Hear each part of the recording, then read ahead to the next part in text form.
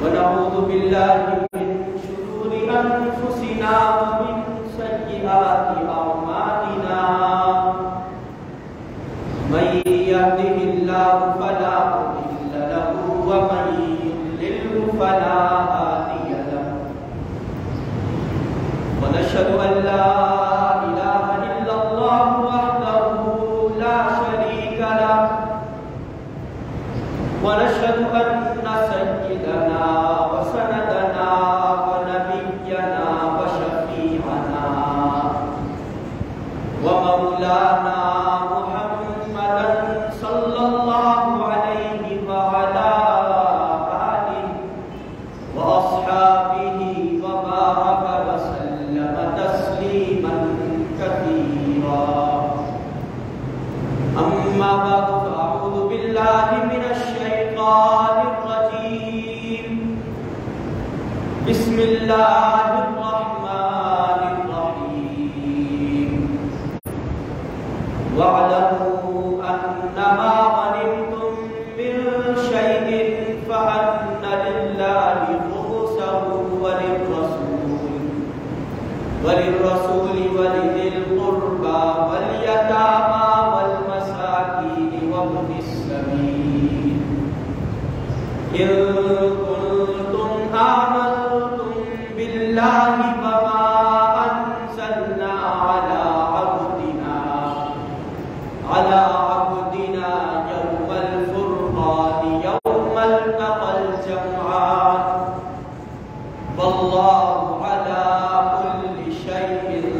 قدير. صدق الله العظيم.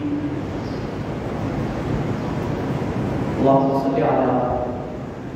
محمد وعلى آل محمد كما صليت على إبراهيم وعلى آل إبراهيم إنك حميد مجيد. اللهم بارك على محمد وعلى آل محمد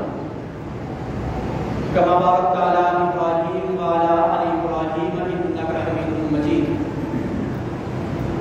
رب اشرح لي صدري ويسر لي أمري واحلل عقدة من لساني يفقهوا قولي. محترم عزیزوں، بزرگوں، نوجوانوں، بچوں، پردہ دار ماں اور بہنوں، اللہ رب العالمین کے فضل و کرم سے اور اس کی بے پایا نعمتوں سے ہم نے رمضان المبارک کا نصف مہینہ روزے کی حالت میں ذکر و اذکار کا اہتمام کرتے ہوئے اور تراویح کا اہتمام کرتے ہوئے گزارا ہے،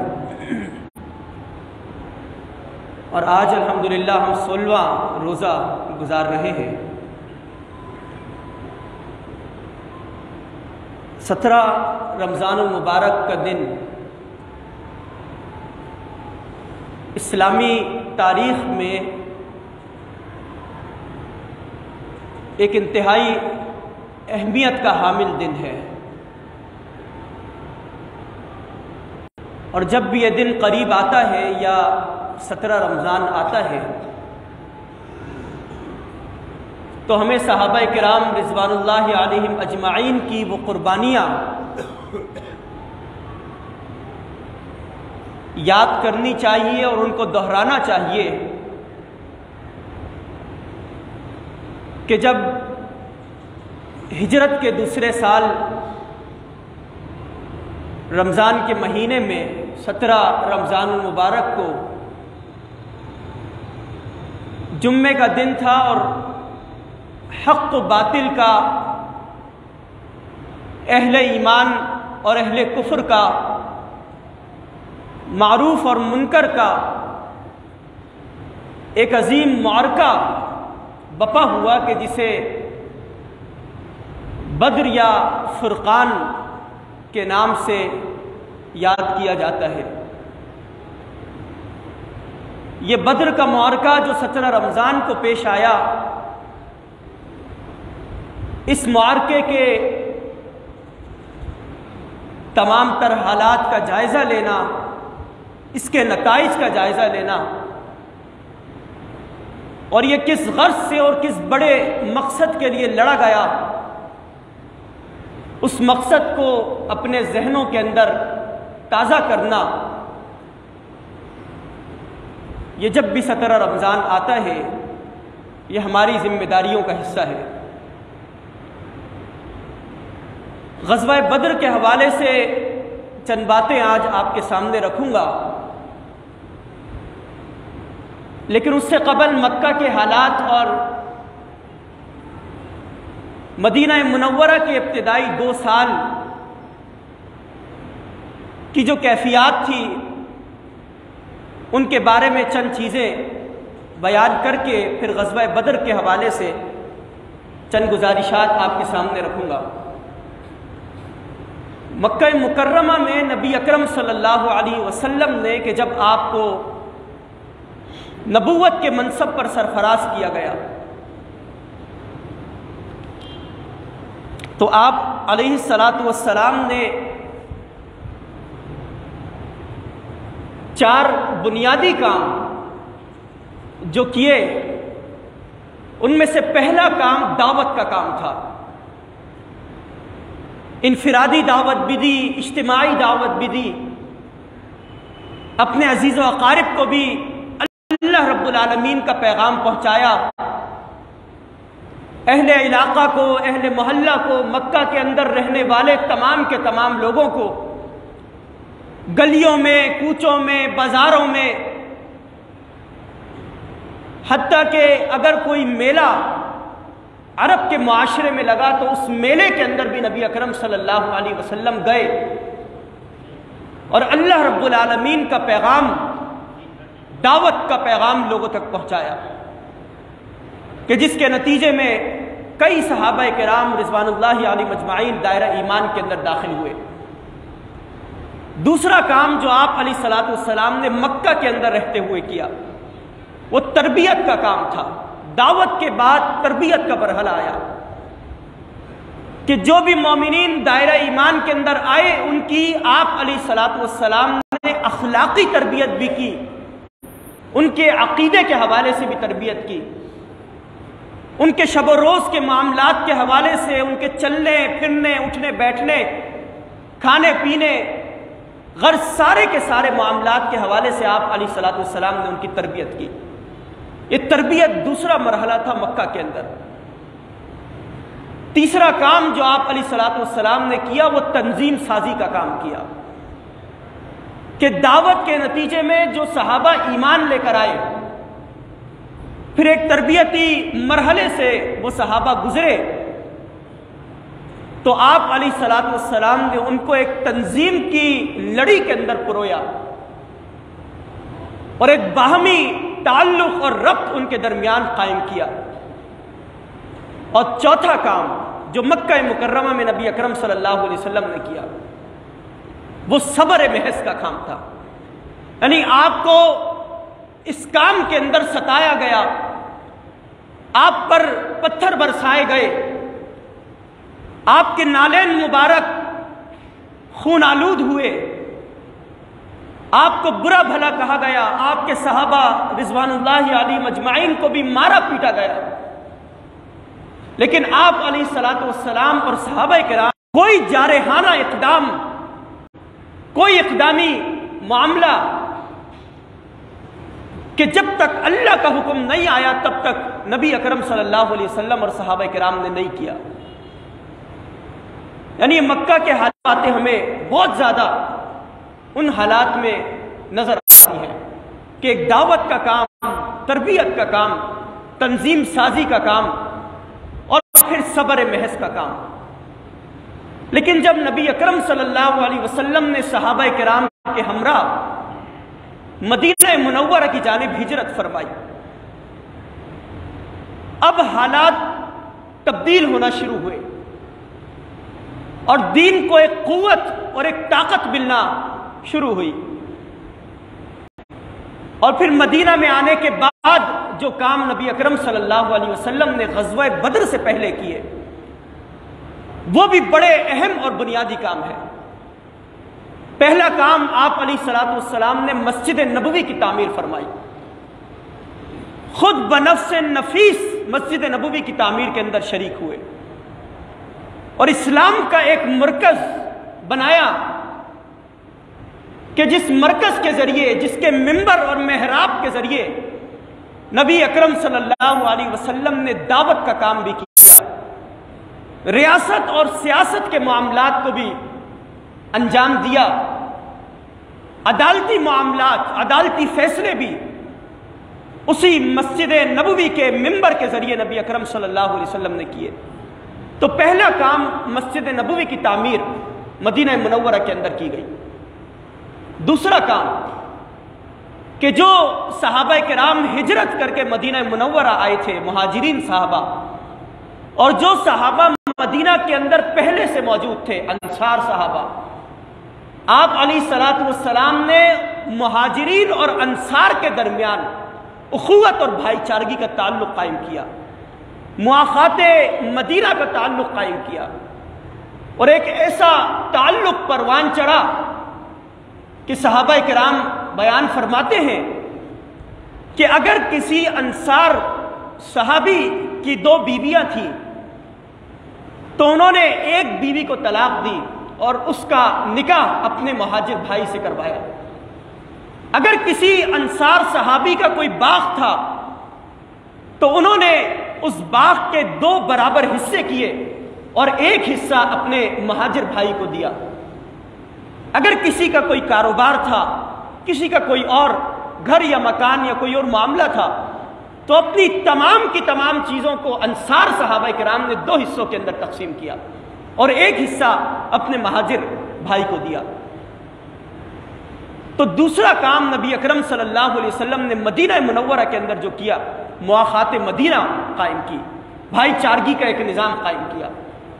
تیسرا اور اہم کام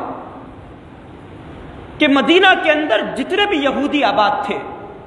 اور دیگر جتنے بھی قبائل مدینہ کے اندر موجود تھے، یعنی آپ دیکھیں کہ اسلام کو ایک قوت اور ایک طاقت بخشنی تھی، اسلام کو ایک ریاست کے طور پر دنیا کے خطے میں سامنے آنا تھا. تو آپ علیہ الصلوۃ والسلام نے اس کی تیاری کے مراحل میں تیسرا کام جو مدینہ منورہ کے اندر کیا وہ یہ کہ جتنے بھی یہودی آباد تھے ان کے بڑے بڑے سرداروں کو بلایا اور دیگر قبائل کے سرداروں کو اکٹھا کیا اور سب کو ملا کر ایک معاہدہ آپ علیہ الصلوۃ والسلام کی سربراہی میں طے پایا. وہ معاہدہ یہ تھا کہ ہم مدینہ کے اندر رہنے والے اور بسنے والے لوگ ہیں. اگر مدینہ کے اندر باہر کے کسی فرد نے، کسی لشکر نے، کسی قافلے نے حملہ کیا تو ہم مذہب سے بالاتر ہو کر، ہم اپنے دین سے بالاتر ہو کر، سب مل کر اور متحد ہو کر اس قوت کا مقابلہ کریں گے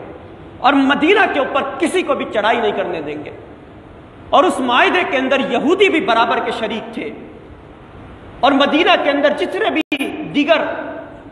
مذاہب سے تعلق رکھنے والے قبائل تھے ان کے سرداران بھی برابر کے شریک تھے اور سب نے نبی اکرم صلی اللہ علیہ وسلم کے ہاتھ پر معاہدہ کیا کہ ہم مدینہ کی حفاظت کریں گے اور مدینہ کے اوپر کسی کو بھی چڑھائی کرنے اور حملہ کرنے نہیں دیں گے. تو یہ تیسرا کام جو نبی اکرم صلی اللہ علیہ وسلم نے کیا. پھر غزوہ بدر سے پہلے اور بھی کام کیے، لیکن پھر جو چوتھا کام کیا وہ یہ کہ یہ جو مشرکین مکہ تھے کہ جنہوں نے نبی اکرم صلی اللہ علیہ وسلم کو مکہ مکرمہ سے ہجرت پر مجبور کر دیا تھا، وہ مشرکین مکہ چھوٹے چھوٹے تجارتی قافلوں کی صورت میں کبھی یمن کا رخ کیا کرتے تھے، کبھی شام کا رخ کیا کرتے تھے. تو آپ علیہ الصلوۃ والسلام نے ہجرت کے پہلے اور دوسرے سال کے آغاز میں یہ جو تجارتی قافلے مکہ سے نکلا کرتے تھے ان تجارتی قافلوں پر حملہ کرنے کے لیے آپ علیہ الصلوۃ والسلام نے چھاپا مار دستے تیار کیے. سیرت کی کتابوں میں آتا ہے کہ غزوہ بدر سے پہلے 8 چھاپا مار دستے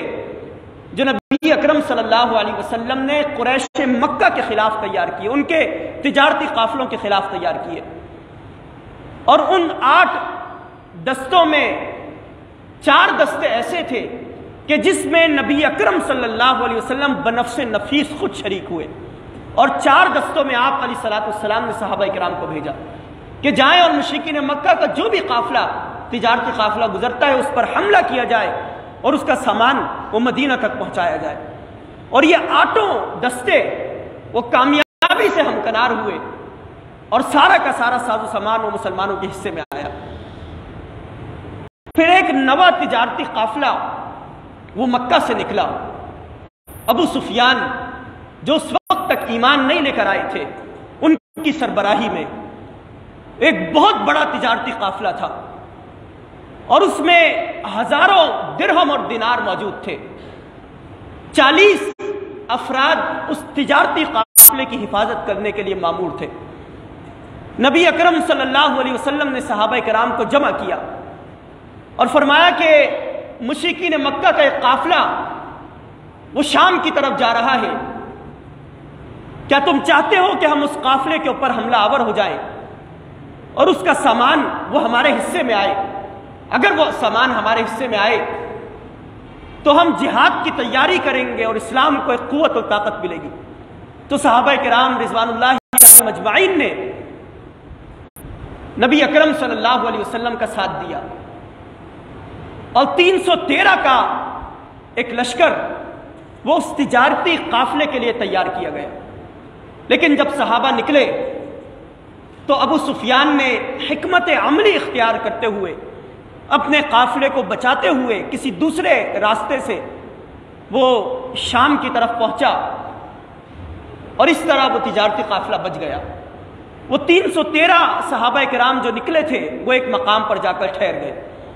اور انتظار کرنے لگے کہ کب وہ قافلہ دوبارہ سے واپس لوٹے گا اور مکہ کی طرف آئے گا۔ لیکن ابو سفیان وہ بھی بڑا جنگی تدابیر کا ماہر شخص تھا اور انتہائی چالاک شخص تھا۔ اس نے شام سے ایک قاصد کو روانہ کیا، تیز رفتار سواری اونٹ اس کو دیا، اور اسے کہا کہ مکہ میں پہنچو اور مکہ کے لوگوں سے بات کہو کہ جو تمہارا تجارتی قافلہ ہے مسلمان اس قافلے کو لوٹنا چاہتے ہیں، اور اپنے کپڑوں کو چاک کر دینا، پھاڑ دینا، اور جس اونٹ پر یا اونٹنی پر تم سوار ہو اس کے کان کو چیر دینا، تاکہ جب مکہ کے لوگ اس منظر کو دیکھیں تو ان کا خون کھولے اور وہ مقابلے کے لیے تیار ہو جائے۔ وہ قاصد انتہائی تیزی سے دوڑتا ہوا مکہ مکرمہ کے اندر پہنچا، اور اس نے سارا وہی معاملہ اختیار کیا، اپنے دامن کو، کپڑوں کو پھاڑا، اپنے اونٹ کا کان چیرا، اور پھر چیخ و پکار کرتا رہا کہ قریش کے لوگوں، تمہارے قافلے کے اوپر مسلمان حملہ آور ہونے والے، اگر انہوں نے تمہارے اس قافلے کو لوٹ لیا تو یاد رکھنا کہ کئی سال تک تمہارے پاس کھانے پینے کے لیے کوئی چیز باقی نہیں رہے گی۔ تو ابو جہل نے بہت سے سرداروں کو اکٹھا کیا اور ایک بڑا لشکر مسلمانوں کے مقابلے پر تیار ہوا۔ 1300 کفار پہلے مرحلے میں تیار ہوئے، لیکن 300 کفار وہ پیچھے ہٹ گئے اور 1000 کفار وہ باقی رہے۔ وہ 1000 کفار کہ جن کے پاس کئی تعداد کے اندر اونٹ موجود تھے، 200 گھوڑے موجود تھے، اور اتنے زیادہ اونٹ موجود تھے کہ وہ ایک دن 9 اونٹ اور ایک دن 10 اونٹ ذبح کیا کرتے تھے، اور 1000 کے لشکر کو وہ کھلایا کرتے تھے۔ ابو جہل وہ مقابلے کے لیے نکلا۔ ابو سفیان کا جو شام کا تجارتی قافلہ تھا اس نے حکمت عملی اختیار کرتے ہوئے اپنے آپ کو بچاتے ہوئے مکہ کا رخ کیا، اور وہ قافلہ اس طرح مکہ کے اندر بحفاظت پہنچا۔ اب نبی اکرم صلی اللہ علیہ وسلم اور صحابہ کرام کے سامنے جو لشکر آیا وہ ابو جہل کا لشکر تھا۔ عورتیں بھی اس لشکر کے اندر موجود تھیں، شراب کے جام بھی اس لشکر کے اندر موجود تھے۔ غرور اور تکبر کی کیفیت کے اندر وہ لشکر مکہ مکرمہ سے نکلا تھا، اور یہ ابو جہل تھا وہ سمجھتا تھا کہ ہم حق پر ہیں، اور وہ جب مکہ سے نکل رہا تھا تو غلاف کعبہ سے چمٹ کر اس نے اللہ رب العالمین کو پکارا تھا، اور پکارتے ہوئے یہ دعا کی تھی کہ اللہ جو بھی حق پر ہے اس کو فتح یاب فرمانا اور ہمیں عرب و عجم کا حکمران بنا دینا اور مسلمانوں کو شکست سے دوچار کرنا. یہ دعا کر کے وہ ابو جہل مکہ سے نکلا تھا. نبی اکرم صلی اللہ علیہ وسلم بدر کے مقام پر پہنچتے ہیں. 313 صحابہ کرام ہیں. صرف 2 گھوڑے صحابہ کرام کے پاس ہیں اور بمشکل 80 اونٹ مسلمانوں کے پاس. اور 80 اونٹ اس طرح کہ جب مدینہ سے بدر کا رخ کر رہے تھے تو ایک ایک اونٹ کے اوپر ایک ایک کر کے 4 صحابہ کرام سوار ہوتے تھے. کچھ دیر کے لیے ایک صحابی، پھر وہ اترتے، پھر دوسرے صحابی، پھر وہ اترتے. اور جو نبی اکرم صلی اللہ علیہ وسلم کی سواری تھی، آپ علیہ الصلوۃ والسلام کا بھی یہی عمل تھا کہ کچھ دیر کے لیے آپ سوار ہوئے، پھر اترے، پھر ایک صحابی سوار ہوئے، پھر وہ اترے، پھر دوسرے صحابی. پھر جب میدان بدر کے اندر پہنچے تو ایک اونچے حصے کا نبی اکرم صلی اللہ علیہ وسلم نے تعین کیا کہ وہاں پر مسلمان پڑاؤ ڈالیں گے. اور پھر کفار کا لشکر بھی سامنے آیا. رات کی تاریکی تھی. نبی اکرم صلی اللہ علیہ وسلم کے لیے ایک چھپرا بنایا گیا اور اس چھپرے کے ارد گرد صحابہ کرام حفاظت کے لیے مامور ہوئے. آپ علیہ الصلوۃ والسلام کے ساتھ حضرت ابو بکر یار غار رضی اللہ عنہ بھی موجود تھے. آپ علیہ الصلوۃ والسلام ساری رات اللہ رب العالمین کی بارگاہ میں دعا کرتے رہے. دونوں ہاتھوں کو آسمانوں تک بلند کر کے دعا کی کہ اللہ اگر یہ 313 شکست سے دوچار ہو گئے تو تا قیامت تیرا نام لینے والا کوئی باقی نہ رہے گا. اے اللہ ان کو فتح نصیب فرمانا. نبی اکرم صلی اللہ علیہ وسلم کے کندھے کے اوپر چادر موجود تھی، وہ گر رہی تھی. حضرت ابو بکر اسے اٹھاتے، کندھے کے اوپر ڈالتے، پھر وہ گر پڑتی. بالآخر حضرت ابو بکر نے فرمایا نبی اکرم صلی اللہ علیہ وسلم کو کہ یا رسول اللہ بس کیجئے، یقیناً اللہ رب العالمین آپ کو ہی فتح عطا فرمائے گا. نبی اکرم صلی اللہ علیہ وسلم ساری رات اسی طرح دعا کے اندر مصروف رہے. اگلا دن آیا. ایک طرف 313 کا لشکر تھا، سامنے 1000 کفار کا لشکر تھا. اور کفار کا اس وقت کا جو جنگ کا طریقہ کار تھا وہ یہ تھا کہ ابتدائی طور پر 3 افراد لشکر سے باہر نکل کے آتے اور پھر اپنے مد مقابل لشکر کے 3 افراد کو پکارتے کہ کوئی ہے جو ہمارا مقابلہ کرے. تو کفار کے لشکر میں سے ابتدائی طور پر ایک عتبہ، ایک شیبہ اور ایک عتبہ کا بیٹا ولید، یہ 3 سرداران سامنے آئے اور انہوں نے پکارا کہ تمہارے اندر کوئی ایسا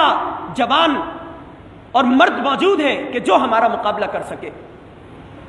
تو 3 انصار صحابہ آگے بڑھے. انہوں نے پوچھا کہ تم کون ہو؟ تو صحابہ نے کہا کہ ہم انصاری صحابی ہیں. تو انہوں نے کہا کہ آج ہم انصار سے لڑنے کے لیے نہیں آئے، آج ہم اپنے ہی رشتہ داروں سے، اپنے ہی عزیز و اقارب سے لڑنے کے لیے آئے، لہذا تم جاؤ اور ہمارے رشتہ داروں کو بھیجو. تو نبی اکرم صلی اللہ علیہ وسلم نے حضرت علی کو مخاطب کیا، کہا کہ علی اٹھو اور آگے بڑھو اور مقابلہ کرو. ابو عبیدہ اٹھو اور آگے بڑھو اور مقابلہ کرو. اور اپنے چچا کو مخاطب کیا کہ حمزہ اٹھو اور آگے بڑھو اور مقابلہ کرو. اور ان تینوں سرداران قریش کا، ان تینوں صحابہ کرام رضوان اللہ علیہ اجمعین نے خاتمہ کر کے رکھ دیا. پھر غزوہ بدر کا وہ مقابلہ بپا ہوا جو حق اور باطل کا معرکہ تھا، جسے یوم الفرقان کہا جاتا ہے، کہ جس دن اللہ رب العالمین نے لیحق الحق ویبطل الباطل، حق کو حق کر کے سامنے دکھایا اور باطل کو باطل کر کے لوگوں کے سامنے لے کر آیا. 313 میں سے 14 صحابہ کرام رضوان اللہ علیہ مجمعین شہادت کے منصب پر سرفراز ہوئے. کفار مکہ اور مشرکین مکہ میں سے 70 وہ مقتول ہوئے اور جہنم واصل ہوئے، اور 70 وہ قیدی بنائے گئے اور ان کو ایک بڑی شکست کا سامنا کرنا پڑا. ابو جہل جو اس مقابلے کے اندر شریک تھا، ایک اونچے حصے کے اوپر موجود تھا. حضرت سعد بن وقاص رضی اللہ تعالی عنہ وہ نبی اکرم صلی اللہ علیہ وسلم کے ہمراہ موجود تھے. ان کے ارد گرد 2 معصوم بچے معاذ اور معوذ رضی اللہ عنہما کھڑے ہوئے تھے. انہوں نے اس صحابی سے پوچھا کہ اے چچا جان، یہ جو اسلام کا دشمن ہے، جو ابو جہل ہے، وہ ہمیں کہاں ملے گا؟ تو انہوں نے بتایا کہ یہ جو اونچے مقام پر نظر آ رہا ہے یہ ابو جہل ہے کہ جو کفار کے لشکر کو مرتب اور منظم کر رہا ہے۔ حضرت معاذ اور معوذ رضی اللہ تعالیٰ عنہ فوراً آگے بڑھتے ہیں اور جا کر اس ابو جہل کے اوپر ایسا حملہ کرتے ہیں کہ وہ اس حملے کی تاب نہ لاتا ہے اور بالآخر وہ قتل ہو جاتا ہے۔ یعنی دو معصوم بچے، ابھی وہ بالغ بھی نہیں ہوئے تھے، غزوے کے اندر شریک ہوئے اور ابو جہل جیسے غرور اور متکبر سردار کو انہوں نے جہنم واصل کیا۔ یعنی غزوہ بدر کے جو واقعات ہیں ایمان افروز واقعات، یہ جو غزوہ بدر 17 رمضان المبارک کو پیش آیا ہے، اور جب بھی 17 رمضان آتا ہے ہمیں یہ دن دوبارہ سے یاد آتا ہے، صحابہ کرام کی وہ قربانیاں ہمیں یاد آتی ہیں، نبی اکرم صلی اللہ علیہ وسلم کی وہ جد و جہد کے تمام مراحل ہماری آنکھوں سے گزرتے ہیں۔ ہمیں اس کے نتائج پر نگاہ ڈالنی چاہیے، اس کے مقاصد پر نگاہ ڈالنی چاہیے کہ یہ غزوہ کیوں لڑا گیا، کیوں صحابہ کرام رضوان اللہ علیہ مجمعین نے اپنی جانوں کے نذرانے پیش کیے، کیوں نبی اکرم صلی اللہ علیہ وسلم وہ اگر چاہتے تو نمازوں پر اکتفا کرتے، روزوں پر اکتفا کرتے، ذکر و اذکار پر اکتفا کرتے، لیکن نبی اکرم صلی اللہ علیہ وسلم خود ننگی تلوار تانے بنفس نفیس غزوہ بدر کے اندر شریک ہوئے اور کفار کا مقابلہ کیا۔ آخر یہ سارا ماجرا کیوں تھا؟ دراصل اس کی بنیادی وجہ جو ہمارے سامنے نمایاں ہوتی ہے وہ یہ ہے کہ نبی اکرم صلی اللہ علیہ وسلم کو جس مشن پر اللہ رب العالمین نے فائز کیا تھا وہ مشن یہ تھا کہ دنیا کے اوپر اسلام کی ہی حکمرانی ہونی چاہیے، اسلام کے علاوہ کسی بھی مذہب کو، کسی بھی دین کو قبول نہیں کیا جا سکتا ہے۔ جتنے بھی ادیان اس دنیا کے اندر موجود ہیں وہ اسلام کے ماتحت رہنے کے لیے آئے ہیں اور اسلام بالآخر غالب ہونے کے لیے آیا ہے۔ اور جتنے بھی ابو جہل تمہارے مقابلے پہ آئے تا قیامت نبی اکرم صلی اللہ علیہ وسلم نے لوگوں کو یہ پیغام پہنچا دیا کہ تمہارے سامنے جتنے بھی ابو جہل آئے تمہیں 313 صحابہ کا کردار ادا کرتے ہوئے ان ابو جہلوں کا مقابلہ کرنا ہے، چاہے وہ باراک اوباما کی صورت میں ہو، چاہے وہ جو بائیڈن کی صورت میں ہو، وہ نریندر مودی کی صورت میں ہو، یا تمہارے درمیان سے ہی، میں نام نہیں لینا چاہتا، وہ تمہارے درمیان سے ہی کوئی ابو جہل اگر موجود ہو تو تمہیں ان کا مقابلہ کرنا ہے۔ اور آج مسلمانوں نے، امت مسلمہ کے حکمرانوں نے اس عظیم مقصد کو پس پش ڈال دیا۔ آج نتیجہ یہ ہے کہ پوری دنیا کے اندر اگر کہیں خون بہ رہا ہے تو وہ مسلمانوں کا بہ رہا ہے۔ کشمیر میں اگر خون بہتا ہے تو مسلمانوں کا بہتا ہے۔ روزانہ کی بنیاد پر خبریں آتی ہے کہ آج 8، آج 9 اور آج 10 مسلمان، ہماری مائیں بہنیں، ہمارے بزرگ وہ شہید کر دیے گئے۔ فلسطین کے اندر اگر خون بہتا ہے تو مسلمانوں کا خون بہتا ہے۔ ابھی 3 دن پہلے کا واقعہ ہے، منگل کا دن تھا، مسلمان مسجد اقصی کے اندر آئے تھے، افطاری کے لیے جمع ہوئے تھے، اور افطاری کے بعد جب نماز کے لیے کھڑے ہوئے، نماز مغرب ادا کر رہے تھے، تو یہودیوں نے، اسرائیلی سامراج نے مسجد اقصی کے اندر جو مسلمان عبادت کرنے کے لیے آئے تھے ان پر حملہ کیا۔ روزے کی کیفیت